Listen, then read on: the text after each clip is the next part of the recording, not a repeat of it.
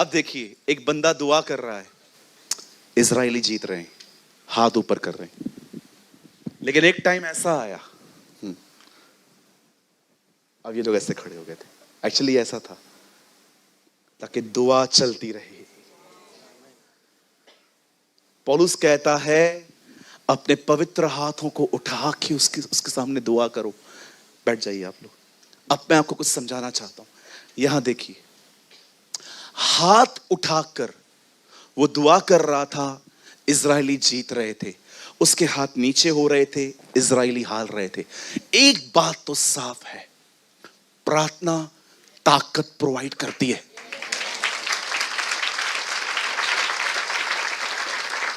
मैं आप में से हर एक को एक बात कहना चाहता हूं, बड़े ध्यान से देखें। बाइबल कहती है गिरने से पहले घमंड आता है, ऊंचा उठने से पहले नम्रता आती है। अगर आप किसी को भी देखें जो नीचे आया है, वो इसीलिए आया है क्योंकि उसने घमंड किया है। अगर आप किसी को भी देखें जिसको खुदा ने अभिषेक में उठाया है, हर चीज में उठाया है, ये इसीलिए हुआ है क्योंकि वो नम्र हुआ है। वैसे ही मैं आपको बताना चाहता हूं, जो आदमी इन दिनों में बैकस्लाइड हुआ है, वो इसीलिए हुआ है क्योंकि उसकी प्रार्थना जिंदगी खत्म हुई है, उसका प्रेयर खत्म हो चुका है। गिरने से पहले घमंड, ऊंचा उठने से पहले नम्रता आती है। और मैं आपको बताना चाहता हूं, बैकस्लाइड होने से पहले, पीछे होने से पहले प्रार्थना जीवन खत्म होता है। जिस आदमी का प्रेयर लाइफ नहीं है, जिस आदमी ने दुआ करना अपने जिंदगी में छोड़ दिया है, वो अपने पुराने स्वभाव को अपने अंदर आते हुए रोक ही नहीं सकता। वो हार रहा है। क्यों हार रहा है? क्योंकि उससे दुआ करना बंद किए। आज मैं आप में से हर एक से पूछना चाहता हूं, क्या आपने ये सिद्धांत सीखा है? हो क्या रहा था यहां पर? एक आदमी प्रार्थना कर रहा है, प्रजा ताकतवर हो रही है। एक आदमी प्रार्थना बंद कर रहा है, प्रजा कमजोर पड़ रही है। एक बात साफ है, याद रखना, प्रार्थना सदैव अभिषेक को लाती है। अभिषेक हमेशा बंधनों को तोड़ता है। अगर आप दुआ नहीं करेंगे, आप कभी उसके अभिषेक के वारिस नहीं हो सकते। आप कभी उसकी उपस्थिति में नहीं चल पाएंगे। मैं आपको बताना चाहता हूं, जितने भी लोग यहां बैठे हैं, बड़े ध्यान से सुने। जब आप प्रार्थना करेंगे, आप पे अभिषेक आएगा। प्रार्थना करने वाले उसकी उपस्थिति में चल पाते हैं। प्रार्थना करने वालों के अंदर खुदावन पत्थर का दिल निकालकर उन्हें मांस का दिल देता है। प्रार्थना करने वाले लोग खुदा की हुजूरी में चल पाते हैं। प्रार्थना करने वालों के लिए वचन खुलता है। प्रार्थना करने वाले लोग दूसरों से प्यार कर पाते हैं। प्रार्थना करने वाले लोग दूसरों की कमजोरियों को उठा के लेके चलते हैं। प्रार्थना करने वाले लोगों में बुद्धि होती है, समझ होती है। क्यों? क्योंकि प्रार्थना करना परमेश्वर से मांगना है। और बाइबल कहती है, मांगो तुम्हें दिया जाएगा, ढूंढो तुम पाओगे, खटखटाओ तुम्हारे लिए खोला जाएगा। How is your prayer life? मुझे बताएं, इस पृथ्वी पर कौन सा वो व्यक्ति था जिसका मन 100% शुद्ध था? जीसस।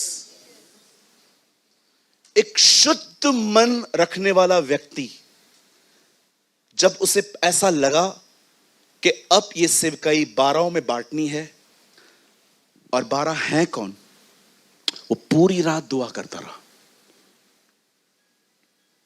इतना शुद्ध होने वाला व्यक्ति अपनी समझ पे निर्भर नहीं था। उसे कहा, मैं चाहूं तो मैं चूज कर सकता हूं। इतना स्ट्रॉन्ग पर्सन चुनाव से पहले पूरी रात दुआ में था, और सुबह उठा, उसे 12 को चुना, और बाइबल कहती है उन्हें प्रेरित कहा। कभी आपने सोचा है, इस दुनिया का इतना शुद्ध पवित्र व्यक्ति भी चुनाव से पहले पूरी रात प्रार्थना कर रहा था, क्योंकि वो अपनी समझ पे निर्भर नहीं था। हमारी बाइबल में एक ही जगह है जहां पर लिखा है यीशु ने सारी रात प्रार्थना में बिताई, और वो रात थी चेलों को चुनने से पहले। होल नाइट ही प्रे प्रे प्रे। अगले दिन वो उठा और उसने सबको बुलाया। मती, पतरस, याकूब, यूहन्ना, शिमोन जो जलूतस कहलाता है, यहूदा जब्दी का पुत्र याकूब, सबको बुलाया और लिखा है उन्हें उसे प्रेरित कहा। कभी आपने सोचा है इस चीज में? हम कितने करप्ट माइंडेड हैं, उसके बाद भी अपने समझ के साथ चलते। एक शुद्ध मन रखने वाला व्यक्ति पूरी रात दुआ कर रहा था, कहीं मैं धोखा ना खा लूं, मैं पूरी तरह से पिता पर निर्भर हूं। उससे कितने लोग हैं मुझे बताएं, जब आप अपना नया घर खरीद करने के लिए जाते हैं या आप अपनी जिंदगी में बड़े बड़े चुनाव करते हैं और आप प्रभु को कहते हैं, खुदा मुझे ये ठीक लग रहा है। याद रखिए, जॉन वेस्ली ने कहा, don't believe in a good vibes, believe in the discernment of the Holi spirit.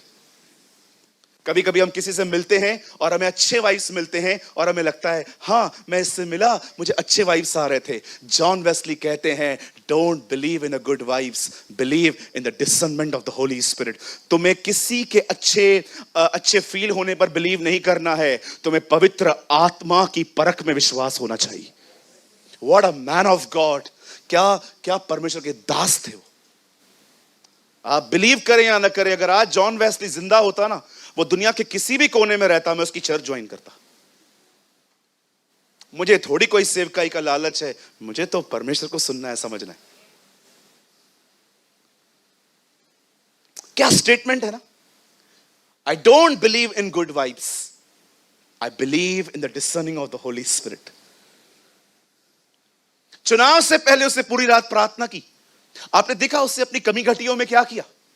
5 रोटी 2 मछली लेके, इतना बड़ा क्राउड था, उसे सिर्फ दिया नहीं, अरे वो खुदा था।